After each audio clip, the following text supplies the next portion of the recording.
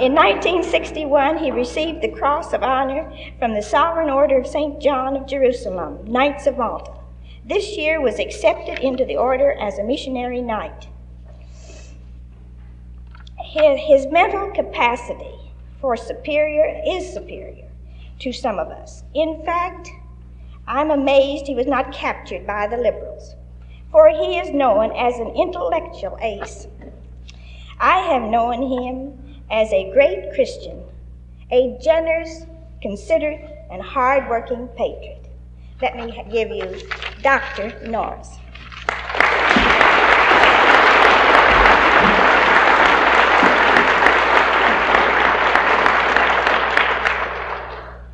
Thank you, Florence. I wish to thank Mrs. McKinney and Colonel Bunker for the opportunity of appearing here today, and I wish to thank you, gentle patriots, for lending me your ear. I first want to start with a simple story. About 3 years ago, sitting in a restaurant with my father and my 17-year-old son, the conversation turned on political matters, the state of the country, and it drifted along the lines that I was saying the businessmen and some of the professional men were not doing their share, that they were contributing to the enemy, supporting by advertising, magazines, radio programs, television programs that were actually seeking to destroy them. And as I worked myself up, I finally said, I'm through. I've had it. These men deserve nothing better than what will apparently befall them. Therefore, I'm going to sit back and watch it happen. My son dropped his head for a minute, and as he raised it, I saw etched across his face the most profound dismay, and 2 tears appeared on either cheek. He looked at me a minute and said, "But Dad, what about me?" With that statement, I knew that I had crossed the Rubicon. I could not turn back. And it became crystal clear to me that winning and losing was in the domain of God, but fighting was in my domain.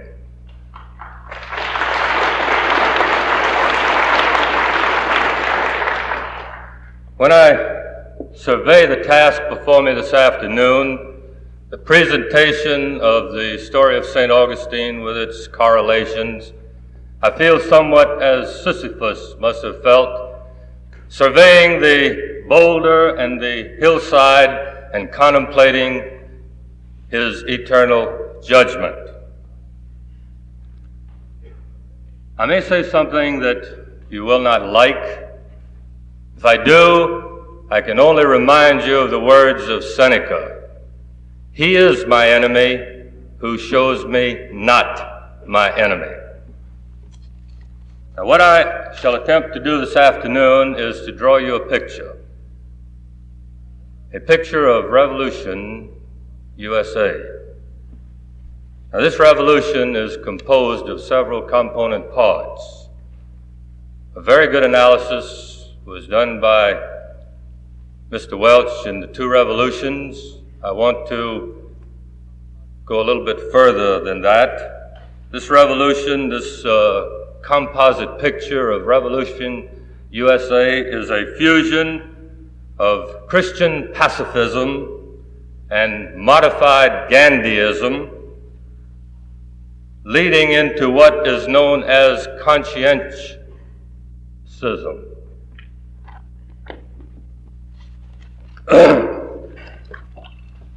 I have here February Political Affairs, an article entitled Conscientism, Philosophy of Our Revolution. It's by Kwame Nkrumah.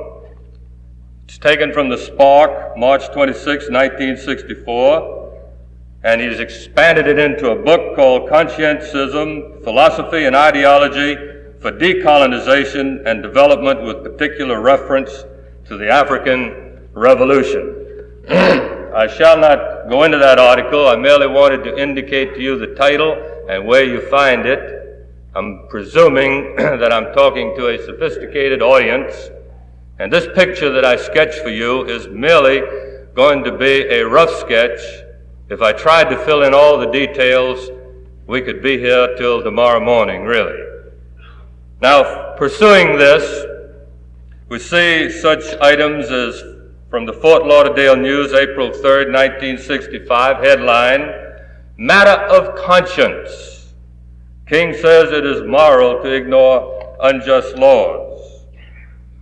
And King says in this article that we must appeal to the conscience of the American people. And here in the Miami Herald, Thursday, March 11th, 1965, a headline, "Our conscience is stronger than the law," King declares.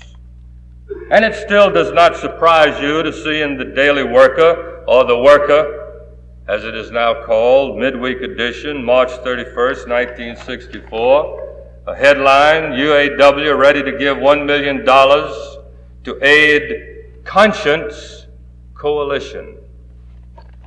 Now you witness the thread of this word as it follows through the different publications, red, liberal, and what have you.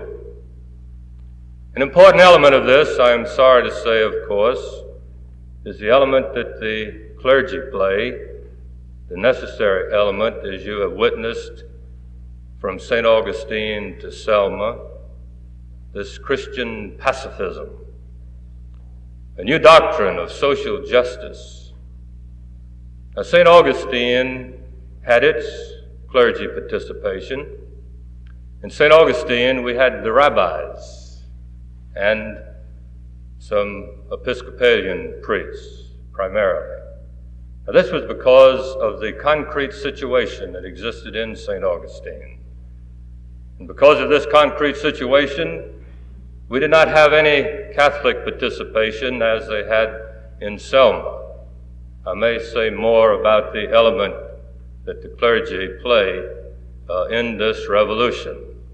Now, I'm certain that they are ignorant of what they do. Now, first in this picture, I want to draw in a bit of background. We have the significance of the civil rights movement in the World Marxist Review, International Theoretical Journal of the Communist Party, May 1965. I will read just a small part from this journal. "In the United States, too, the working people are freeing themselves from the illusions spread by the monopolies, are beginning to realize that aggressive policy of the monopolies and the ultra-reactionary militarists is fraught with dangerous consequences. The Negro civil rights movement is spreading. The Negro civil rights movement is one of the most significant features of the contemporary history of this country and of the entire American continent, where 90 miles from the shores of the United States, little Cuba is building a socialist society and showing a revolutionary example to the exploited and oppressed Latin American peoples and to the people of the United States." Now, we hear people argue back and forth. Is he a member of the party or is he not? I, for one, prefer to agree with Stalin in what I call the Stalin Standard. February the 9th, 1946, Stalin, in an address in Moscow, speaking on the alignment of forces in the new war, and I want to draw your attention to the words he used, the new war, said this: "Some are members of the party and some are not. But that is a formal difference. What is important is that both serve the same common purpose." And as I proceed with this discussion, I wish you to remember the Stalin Standard. Now, what happened in St. Augustine? In 1962, we had our first racial incident. A town that was tranquil, in which white and Negro relations had never been better. No place in the country enjoyed better relations between the races than St. Augustine. The Negro community was divided up into 11 separate sections, living in the midst of white residential areas. The relations on a personal basis were excellent. And in the summer of 1962, we had a brief trial sit-in demonstration. Then it was dropped. In 1963, summer of 1963, we had an all-out drive for kneel-ins, sit-ins, lie-ins, and what have you. This continued primarily past summer with the picketing of certain drugstores, restaurants, the Chamber of Commerce. And in the fall of 1963, I was asked to speak before a luncheon club on the significance of the pickets. So I accumulated the World Marxist Review, Political Affairs, the Daily Worker, National Guardian, and several other communist publications, and I outlined to them in the concrete situation of St. Augustine that by the spring of 1964 we would have a communist drive. And because, again, of the concrete situation, this would take the form of a Negro movement. And again, knowing how they operate, I said that the ideal time for them to start was Easter. Now, this wasn't difficult to do. What's the situation in St. Augustine? 400 years ago, Pedro Menendez was a sail on the Atlantic Ocean headed for Florida. 400 years ago, September the 8th, he landed at the site that was to become St. Augustine. First Christian Mass, the first religious service said on the North American continent. St. Augustine is to celebrate its 400th anniversary, the oldest town in the country. The Catholic Church is building a tremendous project at La Leche Shrine where Menendez landed. 200-foot plus cross that can be seen 15 miles at sea. Restoration of the cathedral.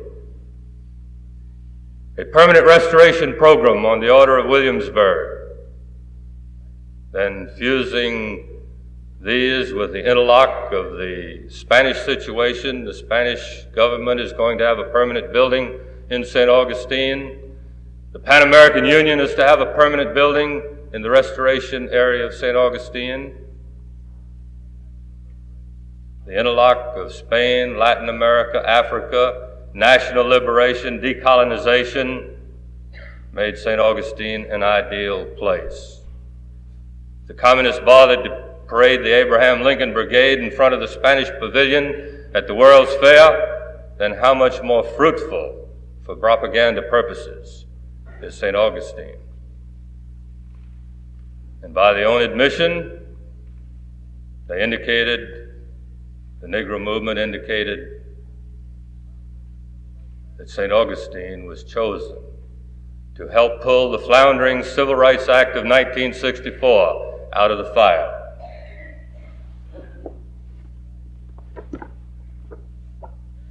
A bit of background on that.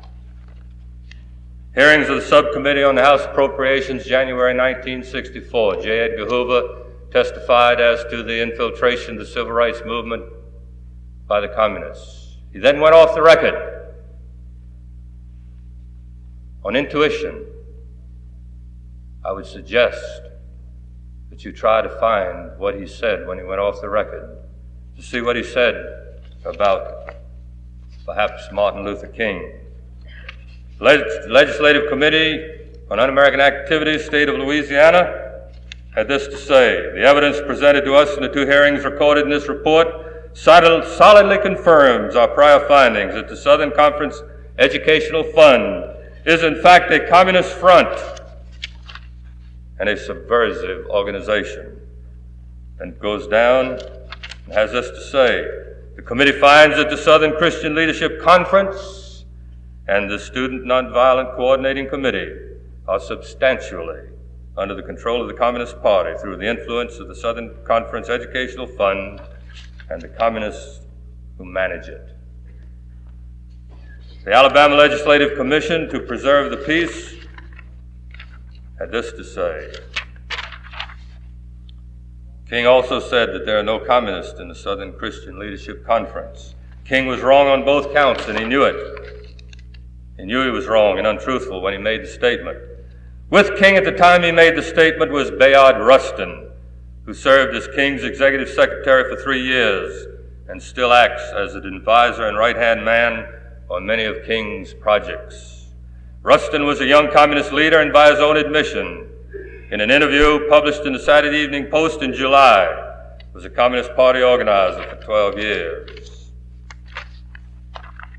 It was a Southern Christian Leadership Conference that came to St. Augustine.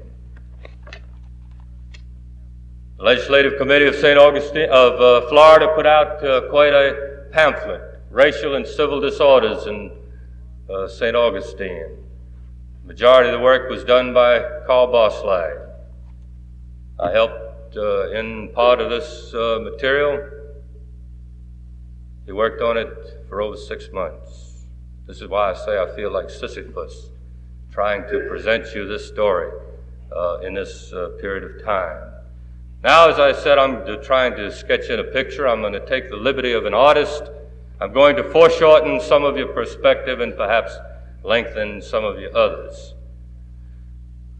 Easter 1964, we did have an all-out attack on St. Augustine, spearheaded by those individuals whom in St. Augustine we call the Peabodys. Now, I know that's not the correct pronunciation, but we still prefer this pronunciation to the other. Charity dictates to me that I shall say no more about that, only to the extent that their activities there split Trinity Episcopal Church right down the middle. After Easter, the activities subsided, but the pickets still remain. Now, what was the purpose of the pickets? I should mention that in my talk in prophesying what was going to happen, I had to utilize also a little bit of Pavlovian science. Because the problem is this for Martin Luther King. You know, in your Western pictures, the hero, the sheriff, always draws last. The problem is to make the bad man draw first. So Martin Luther King, in his nonviolent direct action, which I hope to be able to have time to say something about, his problem is to make the target community draw first, which puts him on the side of innocence. Now, how do you do that? How do you march a group of Negro teenagers down the streets of a community that is relatively peaceful and have violence? You have to do what Pavlov did with his dogs. You have to do some conditioning. So the pickets, day after day, rain and shine, slowly began to irritate the townspeople. So in May 18th, 1964, Martin Luther King came to town and said, I'm going to bring my nonviolent army. Again, I draw your attention to the rhetoric. My nonviolent army to St. Augustine. In fact, he said, we'll bring half of it to St. Augustine and half of it to Birmingham, Alabama. He further said that St. Augustine is a little Birmingham. At a later period, when he came back to St. Augustine, I believe after receiving his doctorate at Yale University, he said, St. Augustine is the most lawless community I've ever seen. Now, I have a tape recording of Martin Luther King in the preliminary session to a TV interview. And I wish to say at this point that as we castigate the news, let us make a differentiation between those men who are assigned to the field and those in the higher echelons. We found that among the newsmen in St. Augustine, we had many friends. As they witnessed what went on, they became more and more disgusted and saw our point of view and came to our side. And we have tape recordings of all of these TV interviews, which some of these newsmen slipped out to us. And in this particular interview, and this also is some of the background sketch, remember I told you this is Revolution, USA. Martin Luther King said that St. Augustine is the model for every community in the United States. Now this includes Boston, Massachusetts also. I have this particular tape in my safe because I do not want to lose it. St. Augustine is to be the model of every community in the United States. What happens in St. Augustine, he said, will be reflected all over the United States. If we fail, we will fail in the rest of the country. If we succeed, then it means victory throughout the country. So remember that as part of the background to what I'm presenting. The last of May, Martin Luther King brought his nonviolent army and came back. Along with it, a horde of television and news men at the same time. The first night they marched down the streets, 300 strong, most of them teenagers, and probably 2/3 of them part of the news media. The chief of police was an astute man. Dr. Shelley, our mayor, was also astute, and they had warned the people to stay away, realizing that in this so-called nonviolent war, if you create a vacuum, it will fail. And so the people stayed away. The next night, the number of demonstrators dwindled. The following night, they had dwindled even more. It was really a pitiable spectacle. I'll take a moment here to point out that a baby would have been safe on the main street. That which you saw on television was a Hollywood production. We saw a demonstration at 10:30 and watched the news after 11, and sometimes we would see photo montages where 3 scenes would be fused together as if having occurred at that one time. We recognized the difference. We knew what had happened. We knew the localities were different. But you folks watching your television over the country didn't know that. The city then decided to put the coup d'etat on this foolishness, and using a local ordinance, they forbade demonstrations, black or white, anytime at night. Immediately, the city was taken into federal court in Jacksonville, the district court.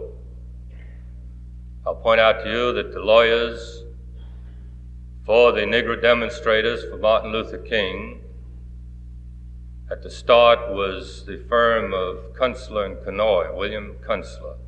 Senator Eastland has given you the Communist Front background of this man Kunstler in the congressional record.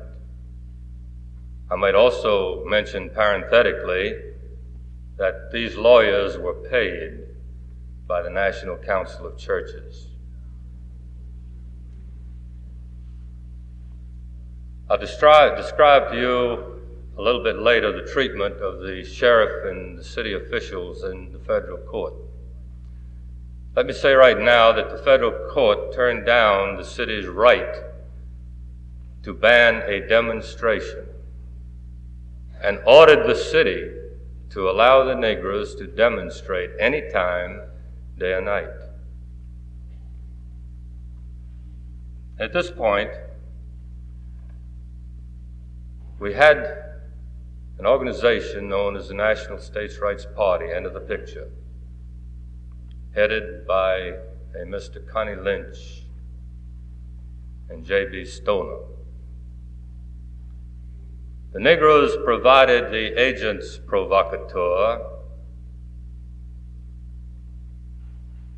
The National States Rights Party provided the counter-agents provocateur. While this happened in St. Augustine, what is important is what happened to St. Augustine. This was an operation done upon the community, more so than what was done in it. There was very little local participation. One evening, out of 200 audience, Andrew Young, one of King's lieutenants, could only gather 10 Negroes to demonstrate. The local Negro community wanted no part of it. In fact, they went home every night. They had to have supper before dark because at night they had to turn out their lights, because the goons of Lyndon Baines Johnson would go scurrying through the Negro quarters and firing into Negro houses in which they would see lights. The Negroes couldn't even watch their television program. See, terror was perpetrated upon the Negroes by their own. And this is a classic communist tactic. It happened in Algeria, it's happened every place. They reserve the most horrible terror for their own people.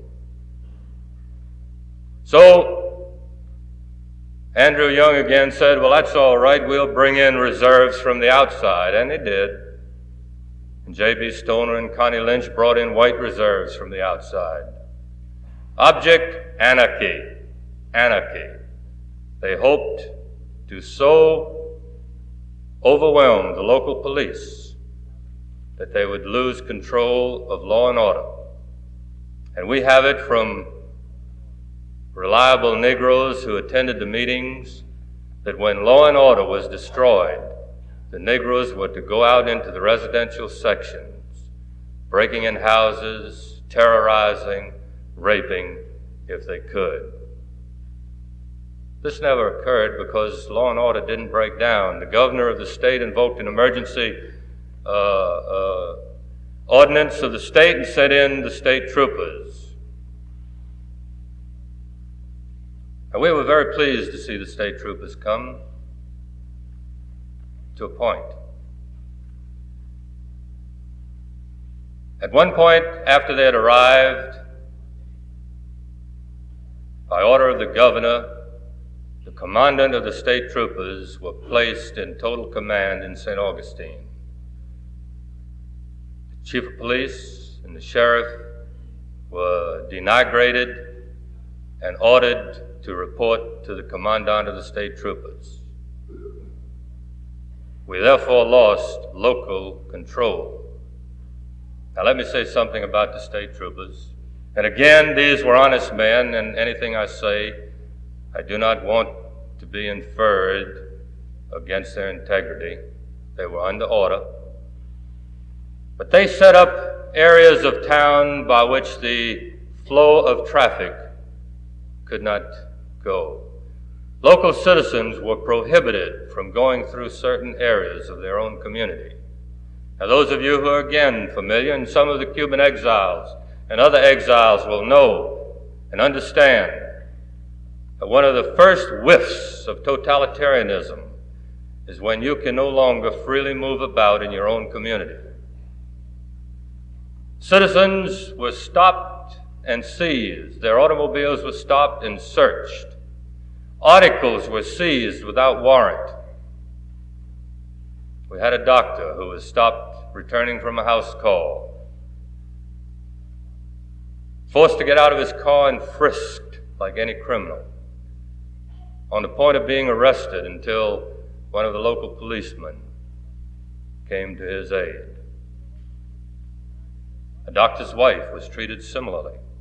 Even a local policeman carrying a weapon, a piece of pipe, to the police headquarters for fingerprinting was seized by the state troopers, taken and booked and charged, and had to go to trial. even though he identified himself, and the sergeant at the police station identified him as being on the force for 17 years.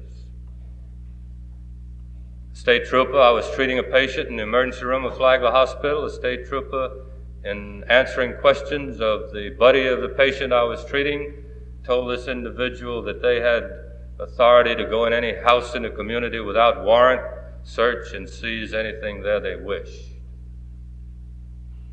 Again, you get that faint, wafting odor of totalitarianism. What became the issue? At first, theoretically, it was to be able to eat in integrated restaurants. Martin Luther King said, "We will bring St. Augustine to his knees." That failed. The issue became a biracial committee, and I am forced to make a comment about the biracial committee because, if time permits, I want to correlate it with Gandhiism. The biracial committee had to be of a special sort. The community offered them a biracial committee voluntarily. They rejected this. They said, no, this biracial committee must be appointed by the city commission. Its decisions must carry the full weight of the city government authority and be binding on the citizens. Now, the Negroes in St. Augustine are 20%. They would have a 50% representation on a biracial committee. You can see their strategy there. This is a shadow government. And so the biracial committee became the issue. Failing to get it this way, they resorted to a grand jury. The grand jury was supposed to appoint a biracial committee. And again, the decisions of this biracial committee was to carry the authority of the grand jury. A biracial committee was appointed, but the members selected rejected. This made Martin Luther King very, very furious. And so the tempo of the demonstration stepped up. And I like to draw for you the line from Washington here.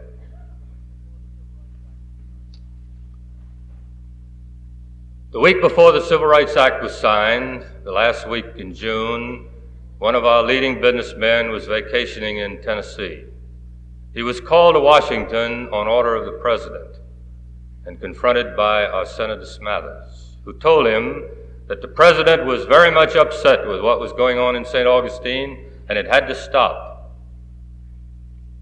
and that he was asking this certain businessman to go back to St. Augustine and help in forming a biracial committee, because biracial committee now became the symbol of victory. And this man went back to St. Augustine, and that Sunday of that weekend, Martin Luther King was washed up. The NAACP and other Negro groups were telling him to turn in his badge, that he was through, that he had failed. So Monday, this man got together a group of businessmen and said, I want to appoint a biracial committee. They said no. They talked him out of it. The very next day, the governor said a secret biracial committee has been formed. Now, what good is a secret biracial committee going to do? What decisions can it make? If it makes a decision, if it issues a proclamation, it identifies itself. The mayor got on the phone and called the governor and said, Governor, you've double-crossed us. What's the story? The governor told him, well, Dr. Shelley, I really did not appoint a biracial committee. That was purely for news consumption. The mayor received a letter from Secretary of Commerce Luther Hodges urging him to cooperate with Martin Luther King. And you know the rest of the story.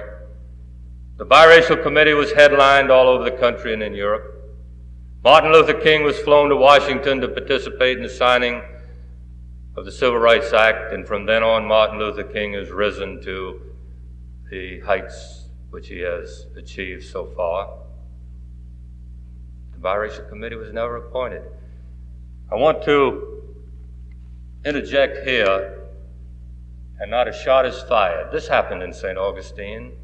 This is part also of Revolution USA. Conscientialism, modified Gandhiism, and the parliamentary technique of the Czechoslovakians, pressure from above and below.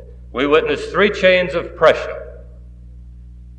One via the governor, state troopers, one via the business community, and one via the federal court in Jacksonville. And now it becomes time for me to mention the federal court. When the city officials had to go before Judge Simpson in the district court in Jacksonville, on arriving there in the morning, they would see the judge closeted with the civil rights lawyers before the trial began. Such things would happen in court as Tobias Simons or some of the civil rights lawyers would be presenting their case, and Judge Simpson would interrupt them and say, "Wait, do not present it this way. We do not want this appealed." The judge now is assuming the prosecution of the case. When the sheriff was up there one time, both sides rested their cases in a morning. The sheriff was stepping off the witness stand. The judge said, "Wait a minute. I wish to interrogate you a few minutes." By the next afternoon, the judge was still prosecuting the sheriff. The sheriff's attorney would say, "I object, Your Honor.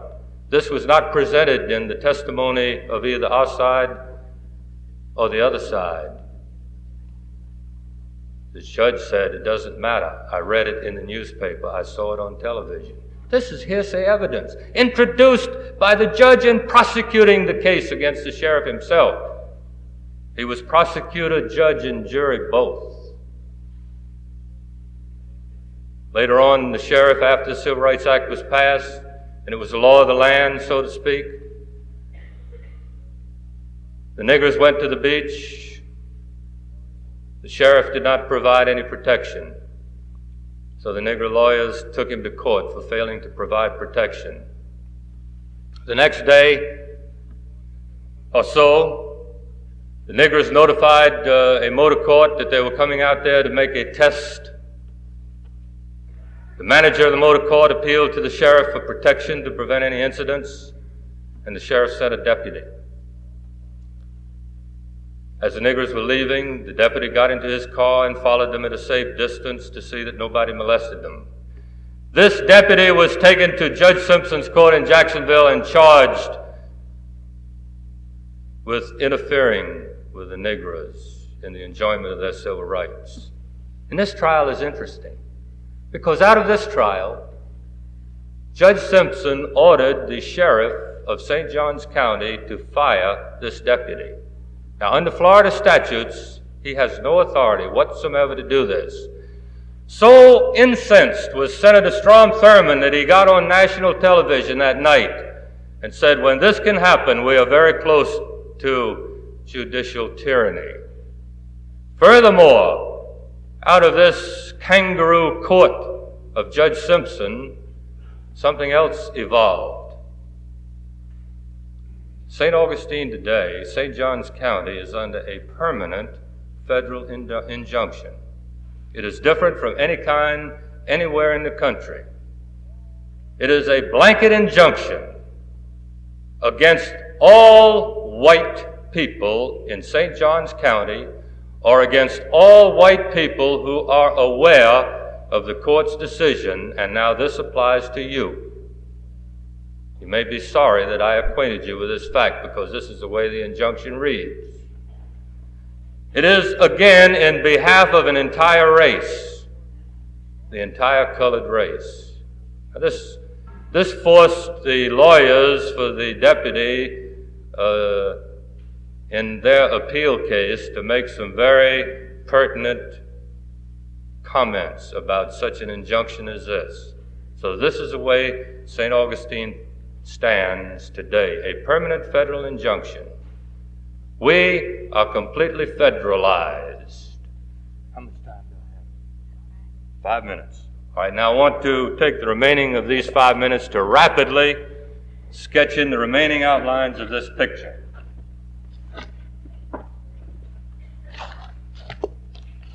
Here's a headline, Fort Lauderdale News, March 16, 1965. Gandhi's Salt March, Model for King. And I call your attention to a book. I advise every one of you to get it and read it. War Without Violence by Krishnalal Shridharani. Now, there is much propaganda in this, but there is much in here that will illuminate what is happening to you in the Revolution USA today. Just to read you from the introduction, nonviolent direct action is an organized mass action presupposes that the community concerned has a grievance, which practically every member of the community feels. This is translated into a cause. Later on in the book, community versus the state.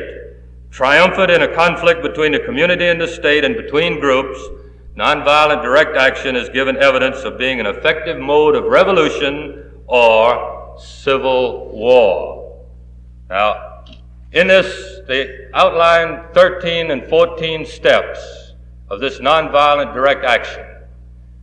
Martin Luther King follows these steps item by item.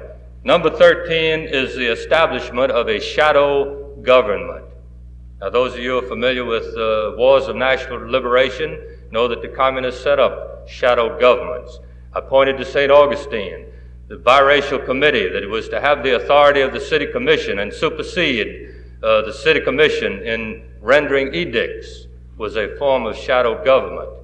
Now, do not think this is confined to Martin Luther King, because in The Correspondent, a journal of the left-wing intellectual community, we see here an article by none other than Arthur I. Waskow, Creative Disorder in the Racial Struggle. In that he endorses as a legitimate political technique this nonviolent direct action outlined by Shridharani, followed by Martin Luther King, war without violence. Now, I have presumed upon your sophistication.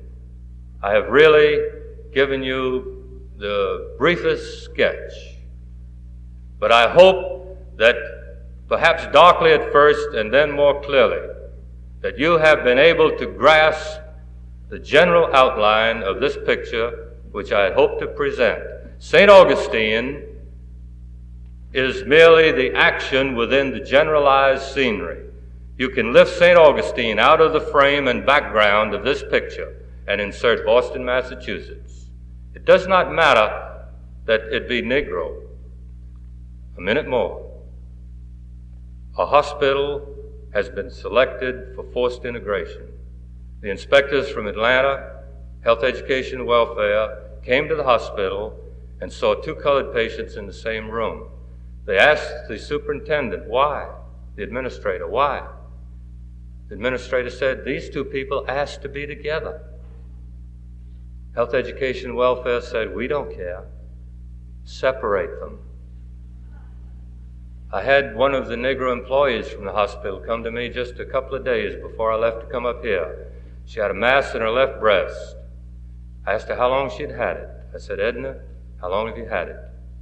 She said, I've had it to my knowledge, about 6 weeks. I said, for heaven's sakes, Edna, why did you not come sooner? She said, Doctor, I know what they're doing in the hospital. I'm afraid. I want to be with my own people. Unless you can promise me that I will be with my own people, I don't care. I'm not going to have this operated. These people in Washington couldn't care less about what the Negro wants either. We are so much putty, so much clay that they're going to pull, push, twist to whatever satisfaction they want. Revolution, USA. Thank you very much.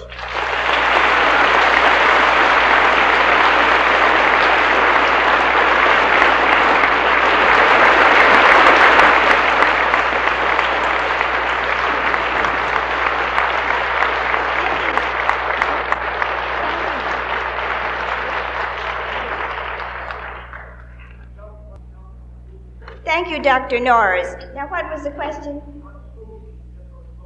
What booth has the books to sell that you held up?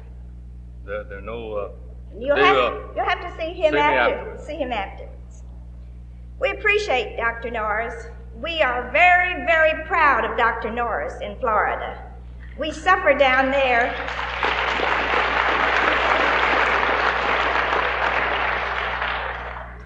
And now, because we're running late, as you know, we started late.